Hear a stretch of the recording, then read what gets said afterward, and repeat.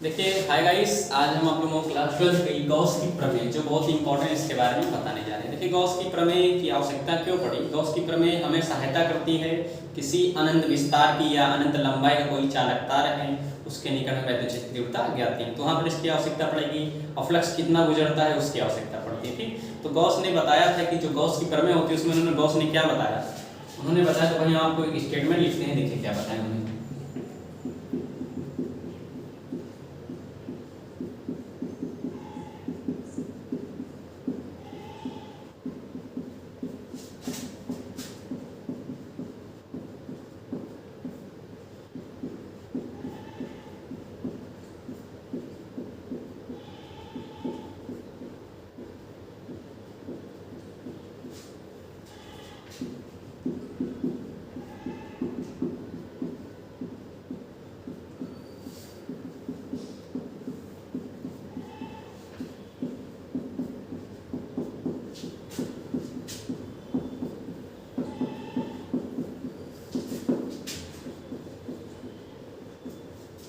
तो भाई गॉस ने क्या बताया था, गॉस ने बताया कि किसी बंद गॉसियन पृष्ठ से गुजरने वाला कुल वैद्युत फ्लक्स यानी फाई पृष्ठ से पद यानी पृष्ठ में जितना आवेश स्थित है उस आवेश का 1/ε0 गुना होता है। भाई देखिए इसमें एक वर्ड यूज हो रहा है गॉसियन पृष्ठ। भाई गॉसियन पृष्ठ क्या होता है, गॉस के ही नाम पे रखा है क्योंकि इस पृष्ठ की कल्पना किसने की, गॉस ने। पहली चीज ये पृष्ठ एक काल्पनिक पृष्ठ होता है। गॉस ने क्या बताया था, बल्कि जनरली फॉर्म में जितने भी पृष्ठ होते हैं या सरफेस होते हैं इसके कोई पृष्ठ है भाई पृष्ठ के बाहर आवेश होता है। कहाँ होता है आवेश, बाहर। तो ये पृष्ठ होता है साधारण पृष्ठ, है ना।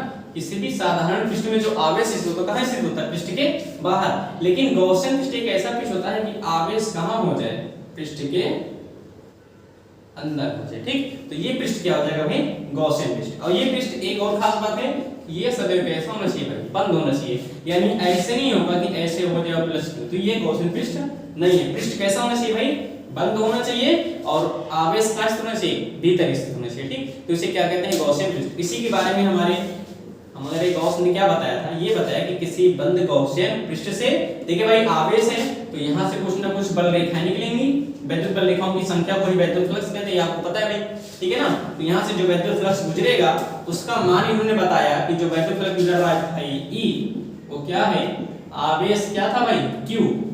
आवेश Q का कितना गुना होता है, 1/ε0 गुना, यानी ये आता है भाई फाई E = Q/ε0। पर अगर आपके एग्जाम में ये 2 नंबर में आता है तो केवल यही पूछेगा गॉस की प्रमेय क्या है, इसका कथन लिखिए। तब आप यही इतना लिखेंगे कि किसी बंद गॉसियन पृष्ठ से गुजरने वाला कोई वैद्युत फ्लक्स यानी फाई E उस पृष्ठ से बंद आवेश Q का 1/ε0 गुना होता है, और आप लिखेंगे Q/ε0। फिर इसकी प्रूफ आता है भाई इसका।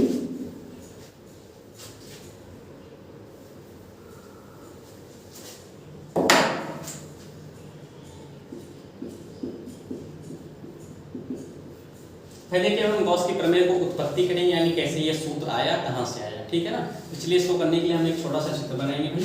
देखिए क्या है,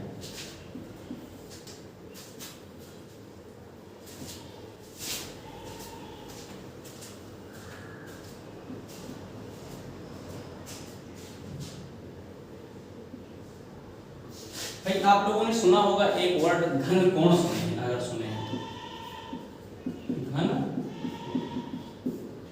तो घन कोण क्या होता है, घन कोण को लिखते हैं भाई डी ओमेगा से या ओमेगा से। घन कोण की परिभाषा कहती है कि किसी बंद पृष्ठ के केंद्र पर, है ना भाई, इसका मान लेते हैं केंद्र है O बिंदु, यहाँ पर प्लस Q आवेश है ना, कि किसी बंद पृष्ठ के केंद्र पर उसके क्षेत्रफल द्वारा जो अंतरित कोण होता है उस कोण को हम क्या कहते हैं, घन कोण कहते हैं। इसे लिखते किससे भाई, डी ओमेगा से। ठीक, तो हमने माना है कि ये बंद गॉसियन पृष्ठ है जिसके भीतर प्लस Q आवेश बिंदु O पर स्थित है, और इस पर इसके क्षेत्रफल द्वारा, है ना, यानी इसे यहाँ से कोई पॉइंट मान लेंगे, यहाँ से कुछ दूरी पर एक पॉइंट मान लेते हैं भाई P, क्या है भाई P। यहाँ पर ये इसका एक छोटा सा हमने क्या लिया भाई, क्षेत्रफल लिया है। ये क्षेत्रफल हमारा है वेक्टर dA, और यहीं से वैद्युत क्षेत्र भी गुजरेगा, वो गुजरेगा क्या है, वेक्टर P। ठीक, तो भाई यहाँ से यहाँ तक की जो दूरी है वो क्या है, दूरी भाई R है ना। तो कहने का मतलब ये है कि बंद गॉसियन पृष्ठ है जिसके केंद्र पर O बिंदु पर प्लस Q आवेश स्थित है, और ये कहाँ यहाँ पर क्या अंतरित हो रहा है भाई, ये घन कोण डी ओमेगा अंतरित होता है ना।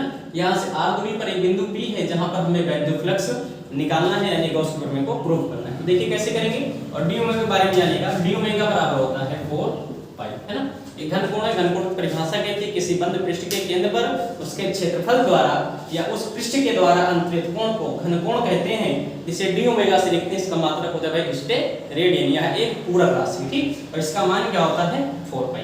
इसका एक और मान होता है, आपको बताते हैं भाई, डी ओमेगा बराबर भी होता है, फार्मूले में यूज होगा ds dA cos theta and by r square, ये भी होता है, ठीक। तो चलिए हम देर ना करके अपना डेरिवेशन स्टार्ट करते हैं। भाई देखिए बिंदु P है, तो यहाँ से वैद्युत क्षेत्र गुजरेगा, है ना। जब आवेश है तो इस आवेश के इस बिंदु पर वैद्युत क्षेत्र उपस्थित होगा।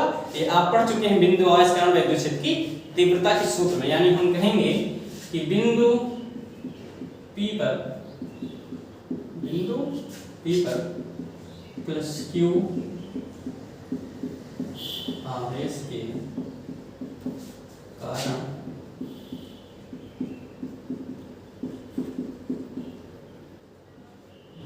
क्षेत्र की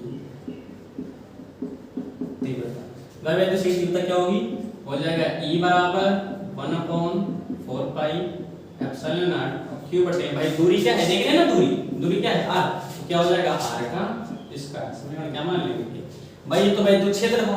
और पता है भाई आवेश जब प्लस Q है तो ये क्षेत्रफल, तो यहाँ से कुछ ना कुछ बल रेखाएं निकलेंगी, और इन बल रेखाओं की संख्या क्या कहते हैं, वैद्युत फ्लक्स।